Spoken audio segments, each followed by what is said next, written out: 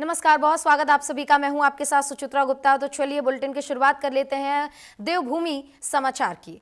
अब देखिए, कांग्रेस में संगठनात्मक बदलाव और दून में नया माहौल, यानी कि गणेश गोदियाल को नया प्रदेश अध्यक्ष बनाया गया है। नई नियुक्ति के बाद कार्यकर्ताओं में भी काफी उत्साह देखने को मिल रहा है। अब देखिए, पहले के जो प्रदेश अध्यक्ष थे करण महारा, उनकी जगह ली है गणेश गोदियाल ने। एयरपोर्ट पर कार्यकर्ताओं ने प्रदेश अध्यक्ष का जोरदार स्वागत किया, गर्मजोशी से स्वागत किया है। गणेश गोदियाल इन दिनों दिल्ली में मौजूद रहे।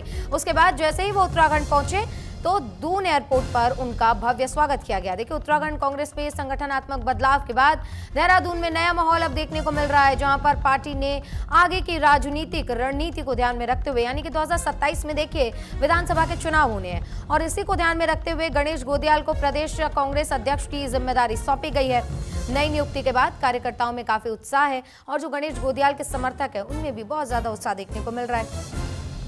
उनका स्वागत करने के लिए बड़ी संख्या में उनके समर्थक और कार्यकर्ता जुटे हुए रहे। बता दें कि एयरपोर्ट पर गणेश गोदियाल के पहुंचते ही कार्यकर्ताओं ने बहुत ही गर्मजोशी से उनका स्वागत किया, जिसके बाद उनका काफिला देहरादून कांग्रेस भवन पहुंचा। यहां पर आयोजित औपचारिक कार्यक्रम में वरिष्ठ नेता हरक सिंह रावत, प्रीतम सिंह और पूर्व मुख्यमंत्री हरीश रावत समेत कई पदाधिकारी भी मौजूद रहे।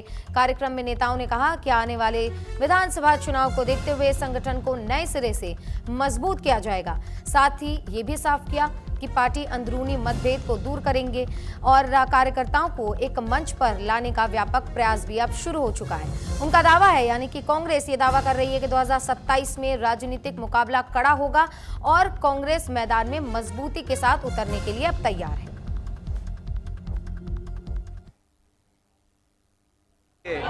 जिन्होंने अपनी जान की कुर्बानी दी, उन तमाम शहीदों को नमन करता हूं। राज्य के तमाम आंदोलनकारियों के सामने नतमस्तक होता हूं। और आपने जो प्रश्न किया कि ये जो सैलाब है, ये जो जोश है, इसका क्या कारण है, तो मैं ये कहना चाहता हूं कि राज्य की जनता ने ये मन बना लिया है कि इस भ्रष्टाचार में लिप्त सरकार को उखाड़ फेंकना है। ये उसी बात का प्रमाण है। देखिए, राष्ट्रीय नेतृत्व ने 2027 के चुनाव को देखते हुए जो जिम्मेदारी मुझे सौंपी है, उस जिम्मेदारी का निर्वहन हम पूरी निष्ठा के साथ करने का काम करेंगे। आज जो हालात हैं, जो परिस्थितियां हैं, वो आपके सामने है। इस सरकार में हर वर्ग सड़कों पर संघर्ष करने का काम कर रहे हैं। मैं पहले चतुर्भुज नेतृत्व की बात करता था, आज मुझे बेहद खुशी है। अब ये नेतृत्व हमारा पंचमुखी, 5 पांडव,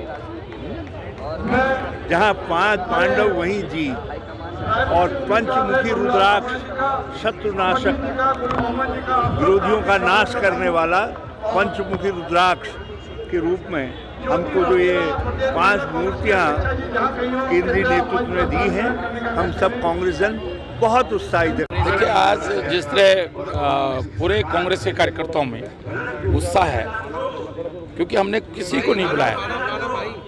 शोभ प्रेरणा से जौली ग्रांड से लेकर और आज कांग्रेस भवन तक अगर आप देखेंगे, जिस तरह जन सैलाब उमड़ा है, महिलाएं, नौजवान, बुजुर्ग, और कोई जिला नहीं छूटा है। पिथौरागढ़ से लेकर जसपुर तक और मंगलौर से लेकर पूरे धारचूला तक, सब लोग जिस तरह लोगों ने सहभागिता की है। देखिए, एक बहुत ही सुलझे हुए व्यक्ति को ये जिम्मेदारी मिली है, आदरणीय गोदियाल जी को। पहले भी उन्होंने जिम्मेदारी निभाई है, और मुझे लगता है कि उनका जो व्यक्तित्व है और जिस तरीके की मेहनत कश वो हैं, निश्चित ही कांग्रेस को 2027 में गणेश गोदियाल जी के अध्यक्ष बनने से लाभ मिलेगा। मैं भी कंधे से कंधा मिला के उनके संग काम करूंगा। जो टीम मैंने बनाई है, जिन लोगों को जोड़ा, उनको साथ लेकर मैं गोदियाल जी की मदद से कांग्रेस की सरकार लाने का पूरा। तो कांग्रेस के नेताओं को सुना आपने, जो काफी ज्यादा उत्साहित नजर आ रहे हैं, क्योंकि 2027 में विधानसभा चुनाव है, इसको लेकर अब रणनीति बनाने में भी जुट गए हैं। आगे बढ़ेंगे। डीएम चंपावत मनीष कुमार ने चंपावत जिले के लोहाघाट के बैडमिंटन हॉल में स्वर्गीय सत्यम वर्मा मेमोरियल कुमाऊं स्तरीय बैडमिंटन प्रतियोगिता का शुभारंभ किया। प्रतियोगिता में कुमाऊं के कई जिले के खिलाड़ियों ने हिस्सा लिया है। इतना ही नहीं, जिलाधिकारी ने सभी खिलाड़ियों से परिचय प्राप्त करके उन्हें शुभकामनाएं भी दी और आयोजकों के प्रयास की सराहना भी की। इस दौरान जिलाधिकारी ने कहा कि मुख्यमंत्री पुष्कर सिंह धामी खेल और खिलाड़ियों के प्रति काफी गंभीर हैं। सरकार ने कई सुविधाएं खिलाड़ियों को प्रदान की हुई हैं और खेलों को वृहद स्तर पर बढ़ावा दिया जा रहा है। इसी क्रम में लोहाघाट में प्रदेश का पहला महिला स्पोर्ट्स कॉलेज खुलने जा रहा है। साथ ही ये भी कहा कि काफी अच्छा लगता है जब बच्चे और युवा खेलते हैं और देश का नाम रोशन करते हैं। हमारे पूरे जनपद के लिए बड़ा ही हर्ष का विषय है कि आज जो आयोजक हैं यहाँ पे स्वर्गीय सत्यम वर्मा मेमोरियल कुमाऊं बैडमिंटन प्रतियोगिता के, उनके द्वारा बड़ी अच्छी व्यवस्था यहाँ पे की गई है। हमारे ज़िले के स्पोर्ट्स ऑफिसर भी यहाँ पे उपस्थित हैं, DOPRD उपस्थित हैं और 35 प्लस का मुझे बताया गया है कि 35 वर्ष से ऊपर के जो खिलाड़ी हैं उनके द्वारा यहाँ अपनी खेल प्रतिभा जो है उसको यहाँ प्रदर्शित की जा रही है। तो वहीं बागेश्वर में आईजी कुमायूं मंडल रिद्दीम अग्रवाल के निर्देशन में कुमायूं रेंज के समस्त जनपदों के प्रत्येक थाने में थाना दिवस का सफलतापूर्वक आयोजन किया गया, जिस क्रम में पुलिस अधीक्षक बागेश्वर के आदेशानुसार जनपद के सभी थानों में थाना दिवस आयोजित किया गया। आपको यहाँ ये भी बताना जरूरी है कि पुलिस अधीक्षक ने खुद कोतवाली बागेश्वर में आयोजित थाना दिवस की अध्यक्षता की, जिसमें कई क्षेत्रों से आए अनेक ग्रामीणों, व्यापार संघ और वरिष्ठ नागरिकों ने हिस्सा भी लिया।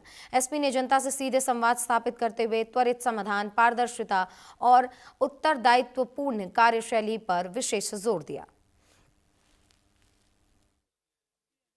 आज बागेश्वर जनपद में सभी थानों में थाना दिवस का आयोजन किया गया है और आज कोतवाली बागेश्वर में मैं मौजूद हुआ था और यहाँ पे लोगों की समस्याएं उनके द्वारा बताई गई।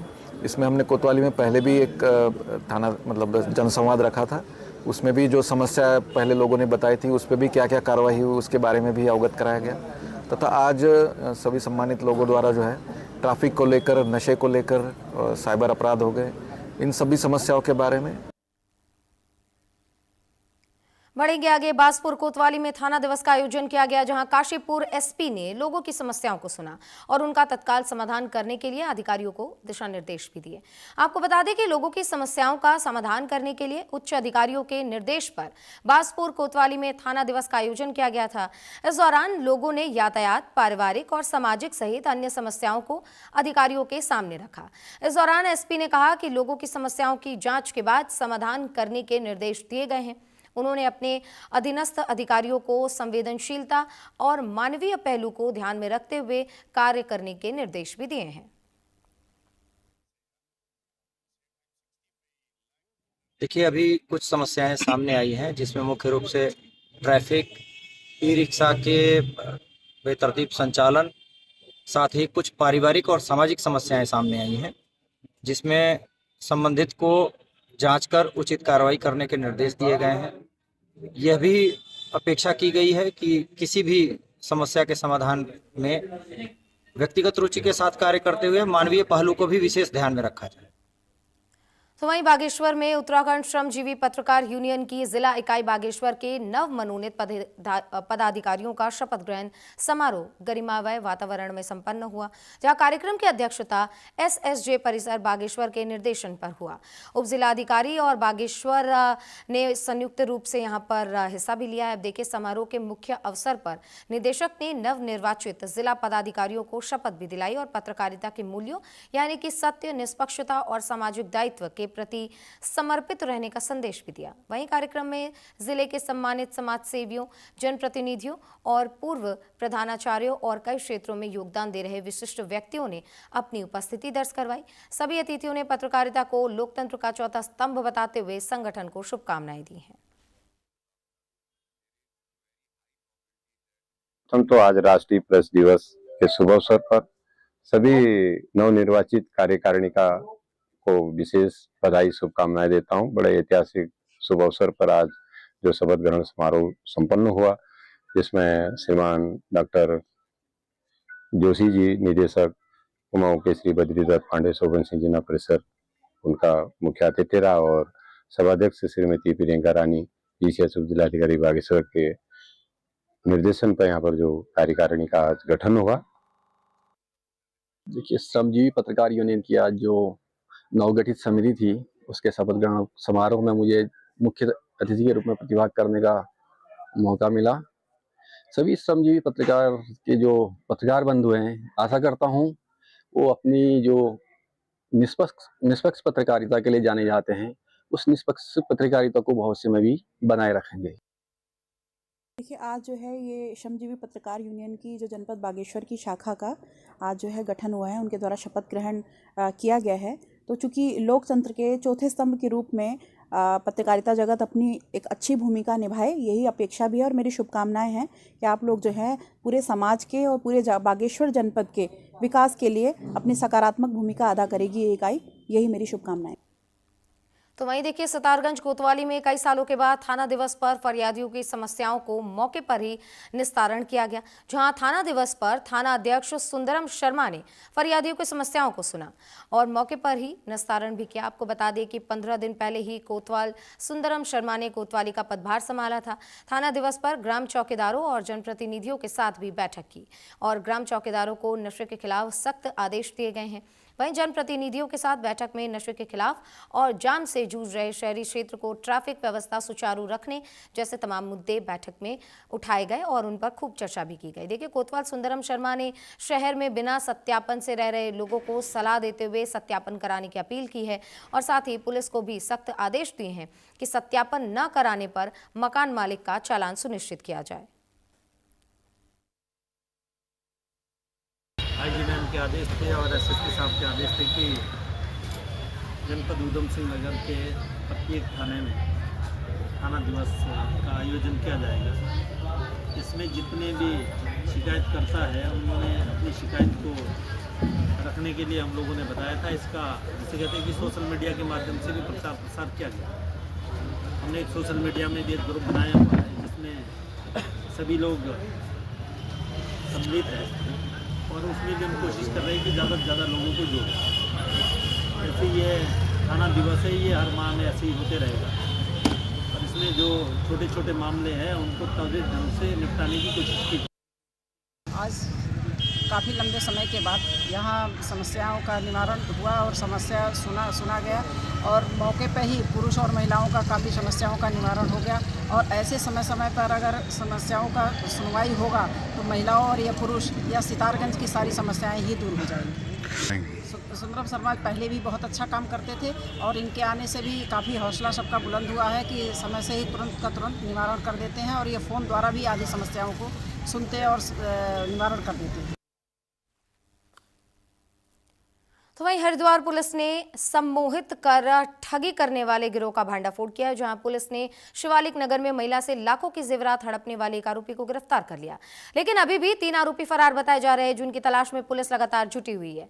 यहां आपको बताना जरूरी है कि एसएसपी हरिद्वार के निर्देशन में रानीपुर पुलिस ने यह बड़ी कार्रवाई की। मामला हरिद्वार के रानीपुर कोतवाली क्षेत्र का है।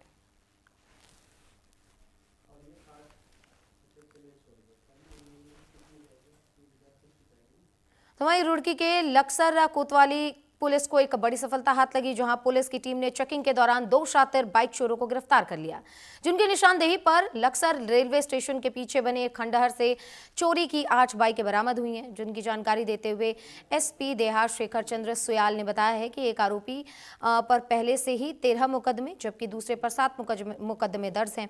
पूछताछ के दौरान दोनों ने कबूला है कि वे मौका पाकर ही बाइक चोरी कर लेते थे और उन्हें सुनसान स्थानों पर छिपा दिया करते थे ताकि उन्हें कोई ढूंढ ना पाए।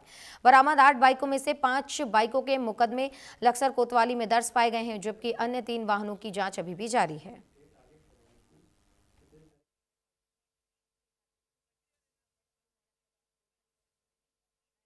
आज वर्कआउट यहाँ थाना लक्सर में हुआ है। इसमें 2 चोर कल हमारी टीम ने पकड़े, जिसमें एक का नाम मुराद है जो थाना पथरी क्षेत्र का रहने वाला है और दूसरा अमित है जो थाना लक्सर क्षेत्र का ही रहने वाला है।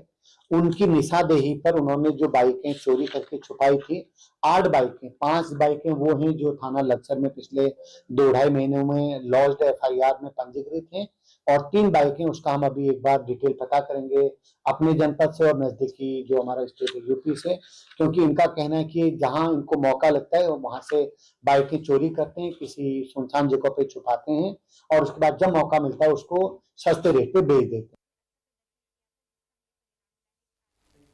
तो वहीं विकासनगर पुलिस को नशे के कारोबार पर एक बड़ी सफलता हाथ लगी, जहां पुलिस ने नाकाबंदी करने के दौरान एक बड़ी खेप पकड़ी है।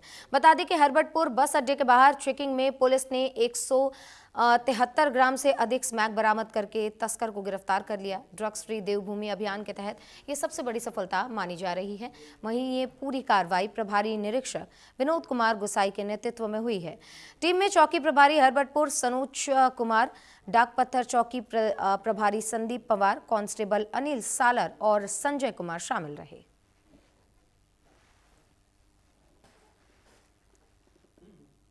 तो यह खबर विकासनगर से है, जहां देहरादून के शिमला बाईपास स्थित शेरपुर क्षेत्र में बीती रात बड़ा हादसा हो गया। यहां आपको बता दें कि चंद्रदेव भट्ट के घर में अचानक एक तेज रफ्तार बेकाबू डंपर घुस आया, जिसमें सो रही महिला गंभीर रूप से घायल हो गई है। हालांकि चीख पुकार सुनकर आसपास के लोग तुरंत मौके पर पहुंचे और अंदर फंसे लोगों को बाहर निकाला। तो वहीं घायल महिला को तुरंत ही ग्राफिक केयर अस्पताल ले जाया गया, जहां पर उनका इलाज लगातार जारी है। फिलहाल हादसे के बाद से डंपर का चालक और परिचालक मौके से फरार हो गया है और पुलिस ने दोनों की तलाश भी शुरू कर दी है, साथ ही मामले की जांच भी शुरू कर दी है।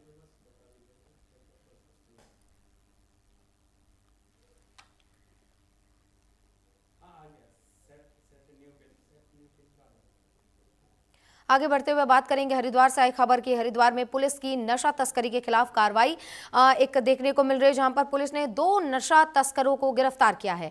आरोपियों के पास से अवैध नशीली कैप्सूल बरामद की गई है।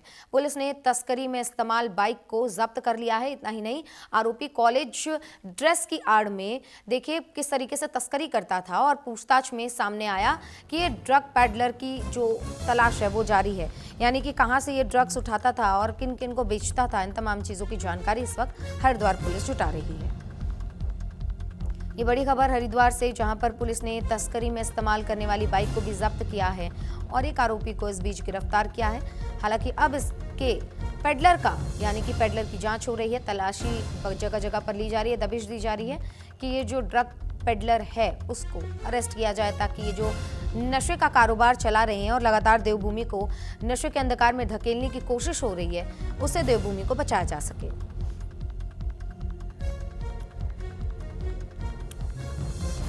नशीला कैप्सूल बरामद किया गया इनके पास से और पुलिस जिस आरोपी को पकड़ कर ले आई है उससे लगातार पूछताछ कर रही है और पता कर रही है कि आखिर इसका पेडलर कौन है। अब देखिए हरिद्वार के ज्वालापुर क्षेत्र से बाइक से देखिए पटाखों जैसी आवाज़ निकलनी शुरू हुई और उसके बाद आवाज़ निकलना युवक को कितना भारी पड़ गया, जहां सीतापुर फाटक के पास वाहन चेकिंग के दौरान युवक बुलेट से खतरनाक तरीके से जोरदार धमाके जैसी आवाज़ निकलने लगी, जिससे इलाके में हड़कंप मच गया। तभी पुलिस ने तत्काल कार्रवाई करते हुए बाइक को मौके पर ही कब्जे में लेकर संशोधित साइलेंसर जब्त कर लिया है और आरोपी को चालान काटकर उसके ऊपर कार्रवाई भी की है। वहीं पुलिस का कहना है कि सार्वजनिक स्थानों पर शांति भंग करने वाले और सड़क पर स्टंट करने वाले के खिलाफ सख्त कार्रवाई जारी है।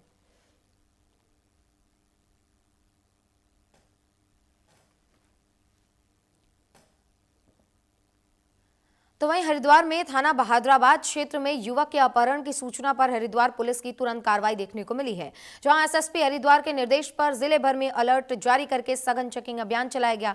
आपको बता दें कि पुलिस ने मात्र यानी कि सिर्फ और सिर्फ 8 घंटे में जो किडनैप किया हुआ युवक था उसको सकुशल बरामद कर लिया। साथ ही पुलिस ने मामले में 4 आरोपी को गिरफ्तार भी कर लिया है, जिसके बाद से अपहरण के जो इस्तेमाल की जाती हैं चीजें जैसे कि कार वो भी जब्त की गई है। बाकी 2 आरोपी फिलहाल फरार बताए जा रहे हैं, पुलिस उनकी तलाश में जुटी है।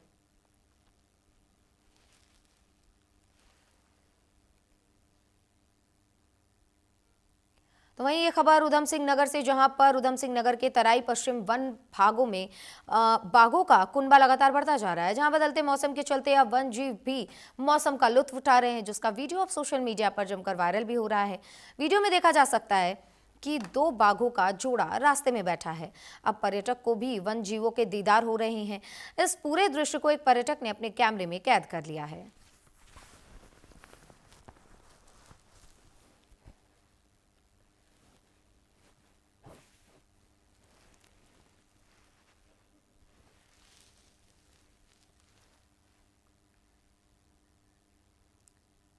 तो वहीं देखिए, दिल्ली ब्लास्ट को लगभग अब 1 हफ्ते हो चुके हैं, लेकिन लोगों के जहन से वो ब्लास्ट की जो आवाज थी, जो इंटेंसिटी थी, वो अब तक नहीं गई।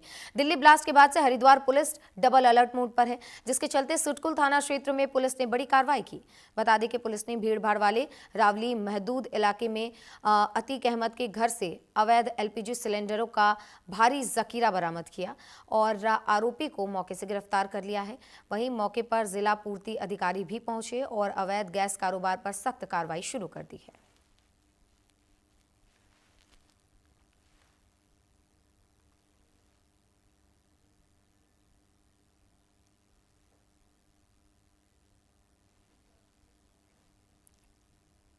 तो वहीं रुड़की के पिरान कलियर में बिजली विभाग की टीम के पहुंचते ही इलाके में हड़कंप मच गया, जिसको लेकर उपखंड अधिकारी अनीता सैनी ने बताया कि उन्हें लगातार सूचना इस बात की मिल रही थी कि कलियर क्षेत्र में कुछ घरों के अंदर हीटर और कैंडी बनाने का अवैध कार्य चल रहा है और जिसमें बिजली चोरी की जा रही है और उसकी आशंका जताई गई थी। इसी की पुष्टि करने के लिए टीम ने कलियर में छापेमारी की।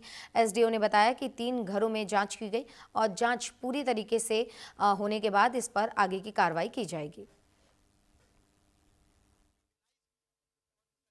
एक शिकायत थी जिसके आधार पर हम यहाँ पर आए थे। यहाँ से मीटर उतरा हुआ था एक आलम के नाम से। आलम के नाम से पता लगा कि मकान मालिक आलम है, लेकिन उसने किराएदारों को क्या है कि केबल डाल के सप्लाई दे रखी थी, जिसमें पता ये लग रहा था कि उसमें हीटर और ये कैंडी बनाने का, कुछ कॉटन कैंडी टाइप से होता है, वो बनाने का कार्य चला। तो उसी की चेकिंग के लिए यहाँ पर आए हुए थे। आए तो उसी एक घर पे थे जिसकी शिकायत थी, लेकिन बाकी 2 घर और भी पाए गए उसके साथ में। तो 3 घरों पे ये अभी हमने किया है।